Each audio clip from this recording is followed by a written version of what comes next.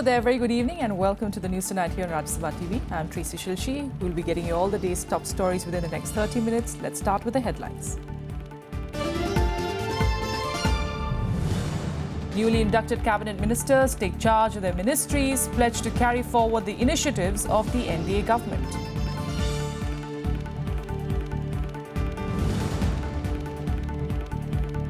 Prime Minister Narendra Modi to leave on tour to African nations tonight, focus to be on talks involving strategic matters and sharing of natural resources.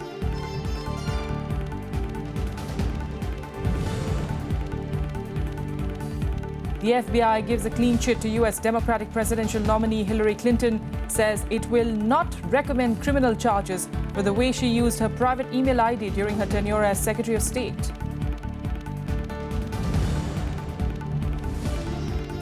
And South African Paralympian Oscar Pistorius is sentenced to 6 years in jail for murdering his girlfriend Reeva Steenkamp.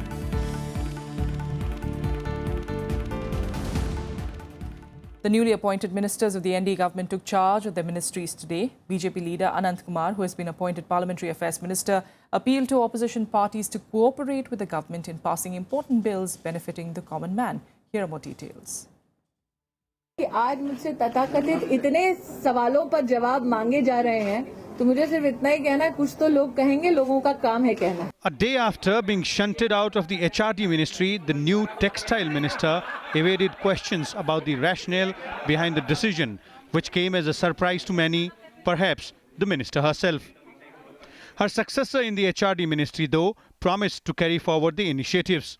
कल मैं 10:30 बजे पर ये मानव संसाधन विकास मंत्रालय का कार्यभार संभालूंगा, तब वो भी आएगी और हमने जो जितने प्रयास अच्छे हुए हैं अब वो किस स्टेज में है वगैरह वो चर्चा की. Several other ministers also took charge of their respective ministries, including the new Parliamentary Affairs Minister Anant Kumar and the new INB Minister Venkaiah Naidu.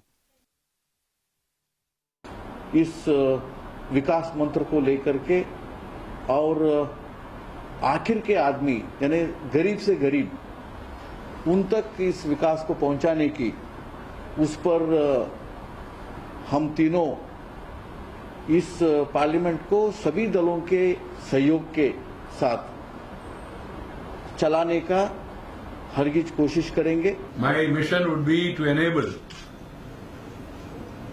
various media units of the government emerge as credible brands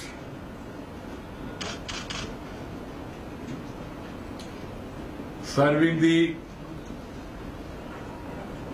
cause of the information of the people. Our priorities in this are very clear. First and foremost, quick justice delivery is central to good governance. And good governance and development is a priority key area of Shri Narendra Modi government. So that is expedited. Surely other issues are required to be attended to as well. In a meeting with the newly inducted ministers after they took oath on Tuesday, Prime Minister had asked them to immediately take charge and start working in their respective ministries. Vishal Dahiya, Rajya Sabha TV, Delhi. And our correspondent spoke to some of the new ministers in the Modi cabinet, including Anil Madhav Dave, a Narmada river conservationist and environmentalist who took charge as Minister of Environment, Forest and Climate Change, and also senior politician Vijay Goyal, who has been made the Minister of Youth Affairs and Sports. Joining me is the MOS IC for Environment, Mr. Anil Madhav Dave. Welcome to Rajya Television, sir.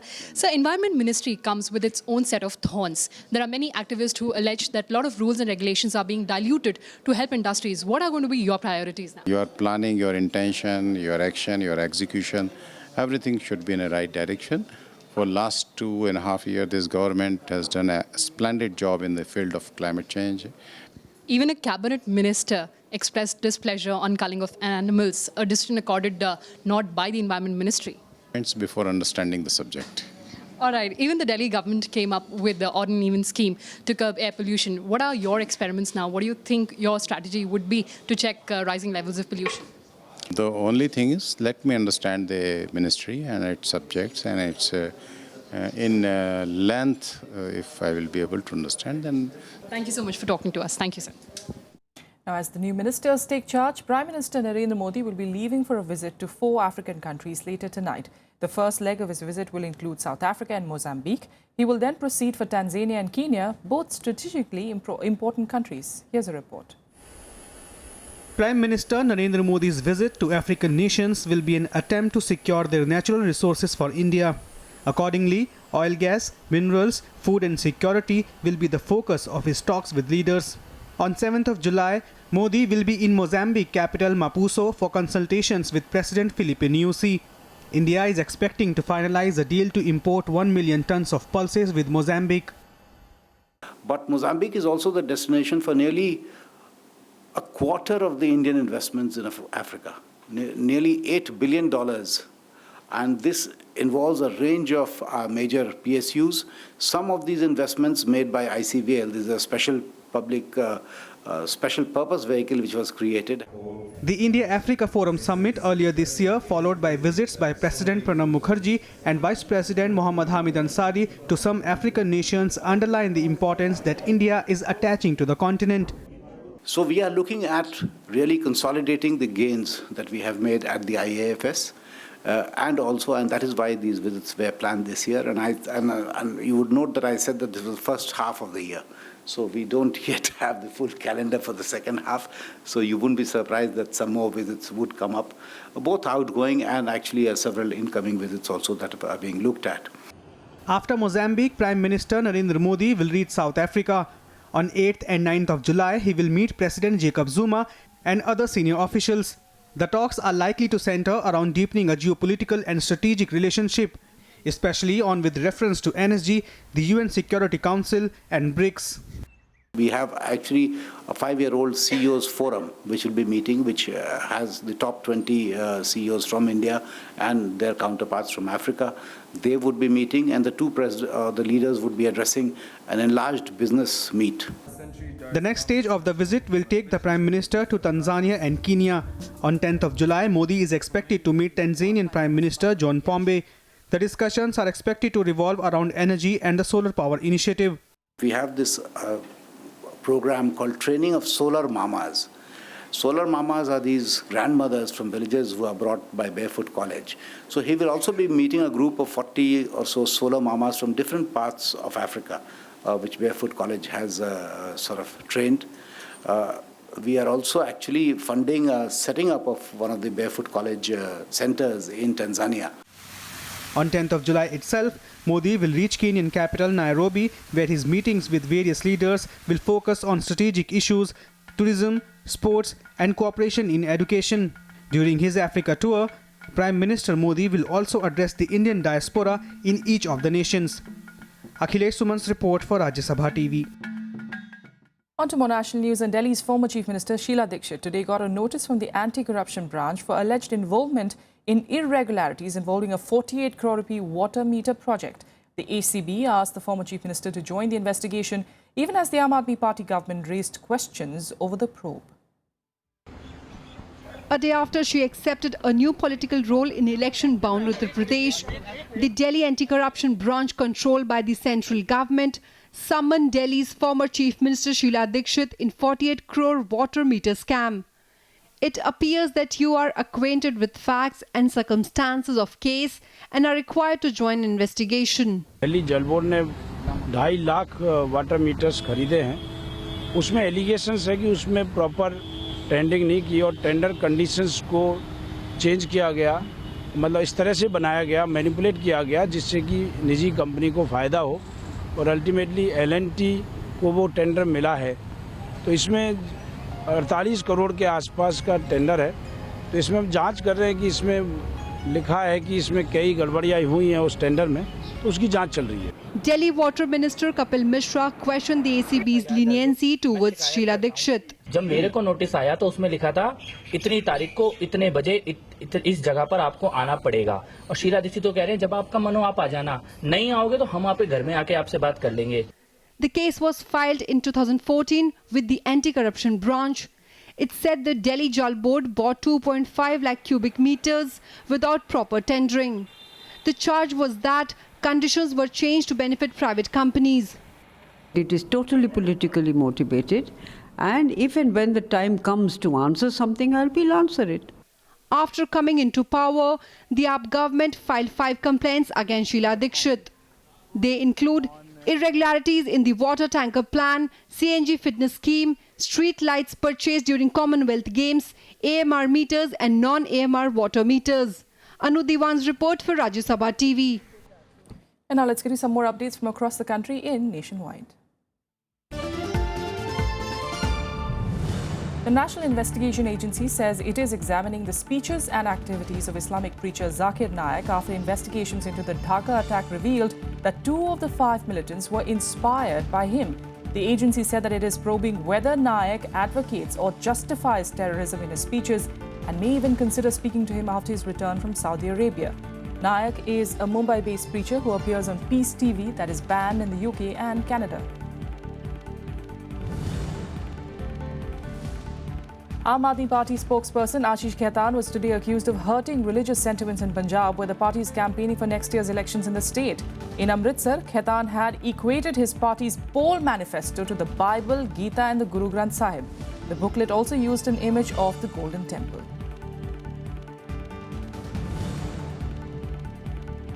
At least 7 people were killed and 6 injured in Bihar after they were struck by lightning in a village in Gaya district. The state government announced a compensation of 4 lakh rupees for the families of the victims. As many as 59 people have died last month in the state due to lightning.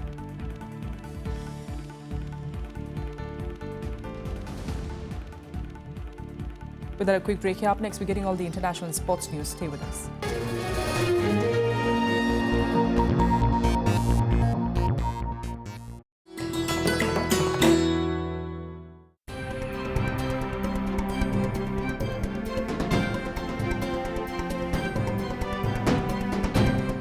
Life after death was a cardinal belief in the Harappan civilization. Reflecting this is the skeleton of a middle-aged woman with gold bangles. Excavated from Rakhigadi in Haryana, it's an example of the burial practices in those times. Much like the Egyptian mummies, vessels, eatables, ornaments were kept near the dead body, in the hope that they would be of use to the person in the next world.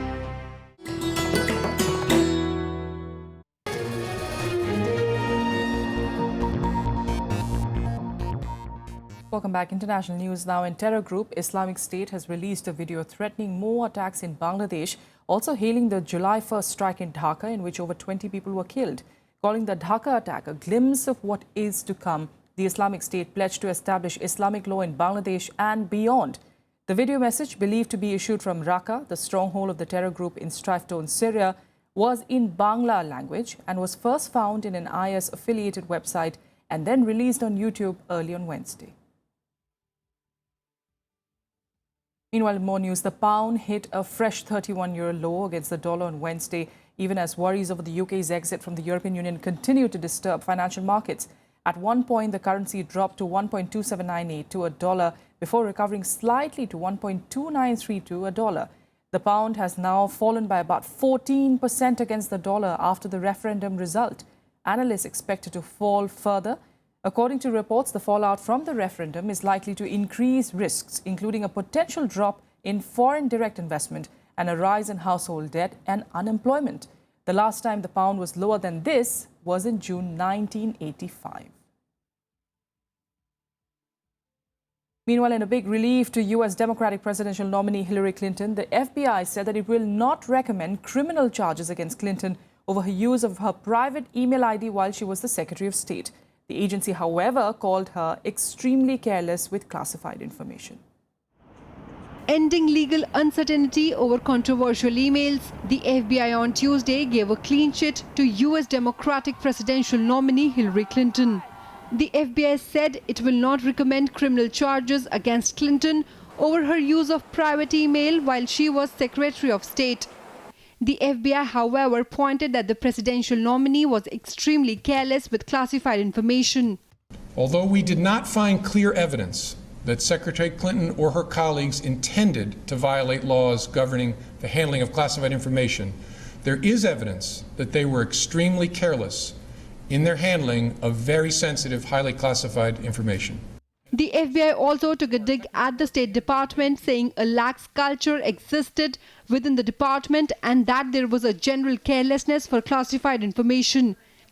The State Department, in its defense, said it took the confidentiality of classified information seriously. We don't share that assessment of our institution.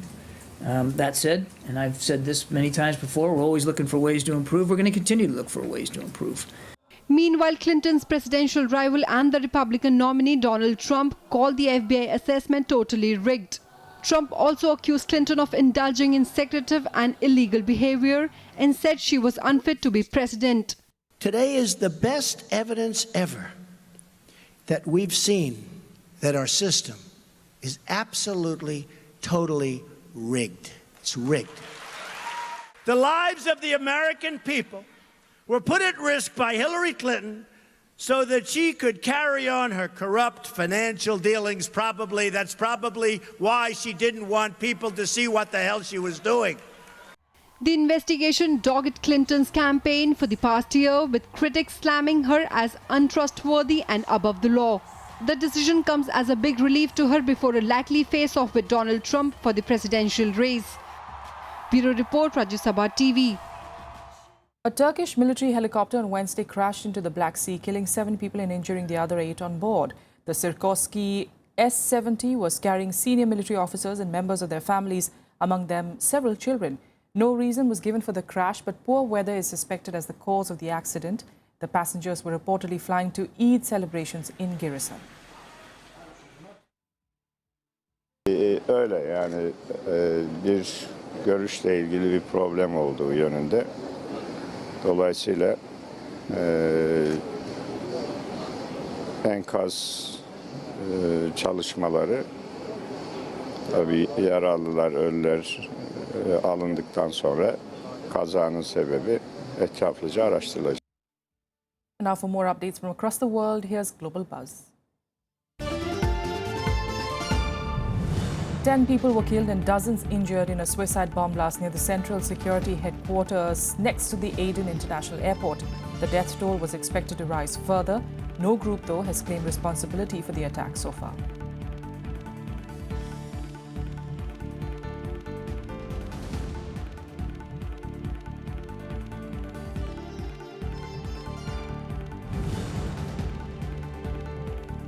In the Chilean capital of Santiago, police clashed with thousands of students protesting against the government's slow pace of educational reforms. Violence erupted after protesters were confronted by police on their way toward the Department of Education.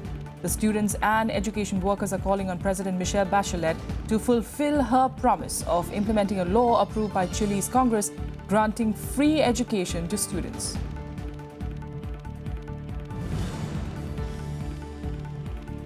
South Korean and US troops jointly conducted air and ground combat training near the port city of Pohang, south of Seoul, on Wednesday. The drills deployed about 1,300 Marine Corps from both the countries, as well as 8 Korean assault amphibious vehicles and several mortars.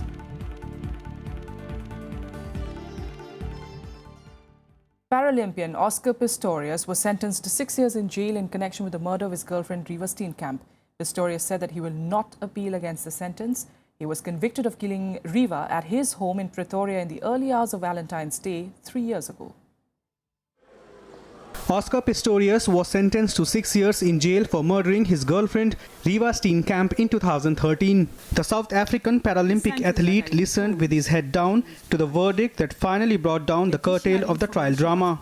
I am of the view that a long term of imprisonment will not serve justice in this matter. Mr. Pistorius, please rise.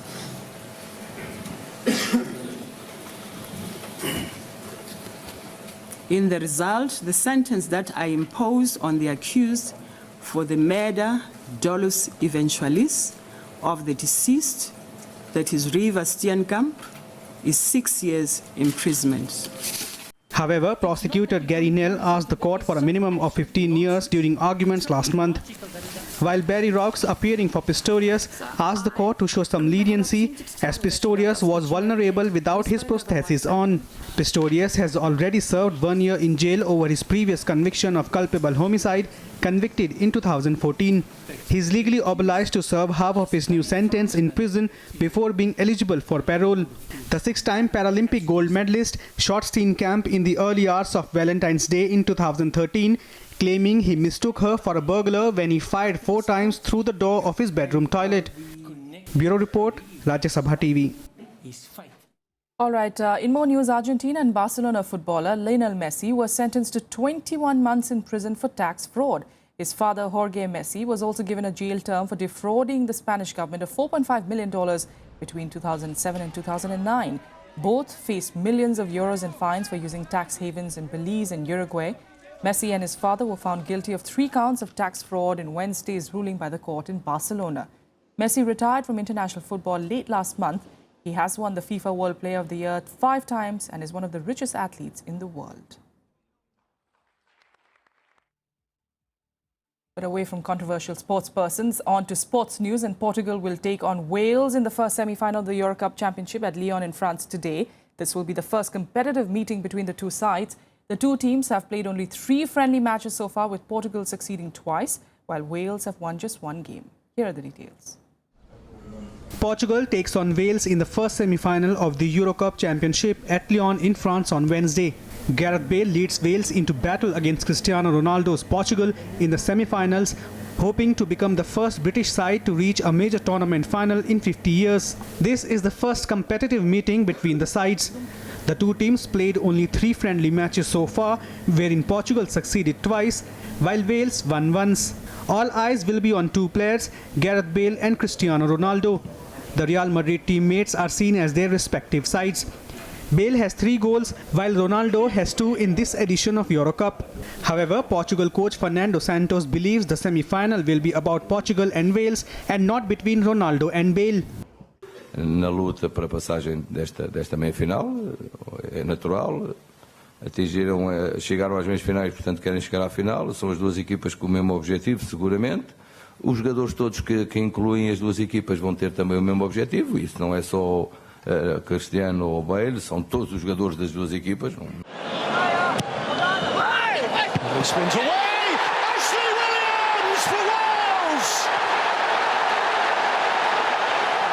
Wales have revelled in their underdog status to win their group, which also included England, Russia and Slovakia.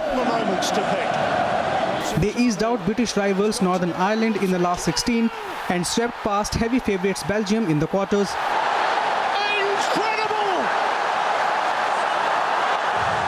However, they will be without influential midfielder Aaron Ramsey, who is suspended for Wednesday's game. We'll go into this game as the underdogs. We know that. Portugal have been in 7 semi-finals in big tournaments. They know what this is all about. This is our first one. We'll be the underdogs. No problem. Not a problem. Doesn't matter who we play against. It's all about ourselves. It's about Wales. It's about the players. Renato Sanchez! Glorious goal!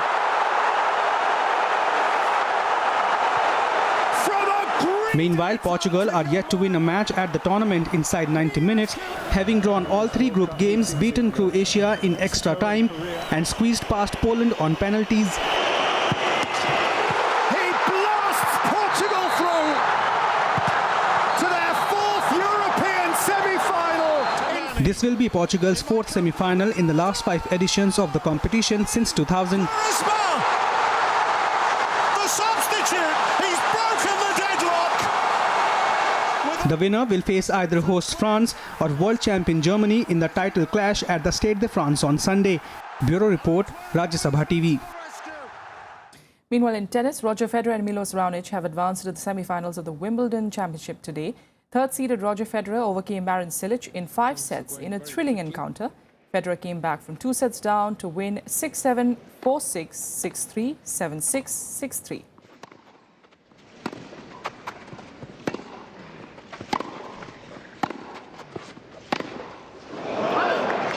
Yes. Low 15. Certainly his timing is marginally off, Federer. Never thought I'd be able to say that.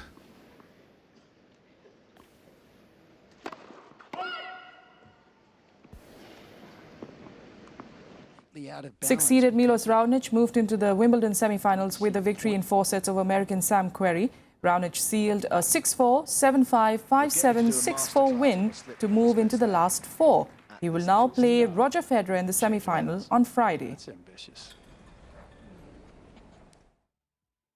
And now let's get you some more sporting action in Sports Beat. World champion Pankaj Advani moved to the second round of the third Indian Open today. He registered an emphatic 4-0 win over England's Elliot Slessor at the World Ranking Snooker Tournament. Ace QS Advani scored a total of 266 points, which helped him grab straight 4 frames in the best-of-7 game, while Slessor was restricted to just 31 points.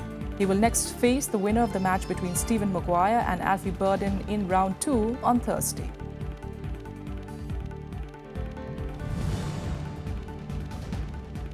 Swimmers Sarjan Prakash and Shivani Kataria have been selected as the country's wildcard entry for the Rio Olympics next month.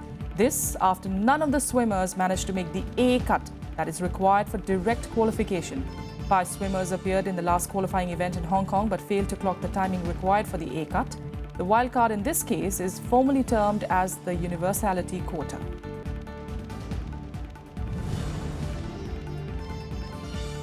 England registered an 8-wicket victory over Sri Lanka at the Rose Bowl in the lone T20 match of Sri Lanka's tour of England. Batting first, Sri Lanka posted a total of 140 runs as Liam Dawson and Chris Jordan picked up 3 wickets each for the English side. In reply, Jos Buttler's unbeaten 73 powered England to the victory in just 17.3 overs.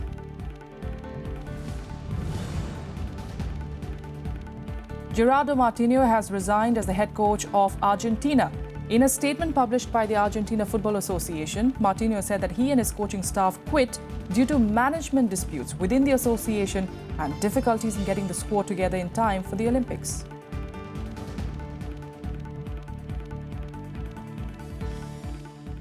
And that's all we have for you on the news tonight from the entire team here. Good night.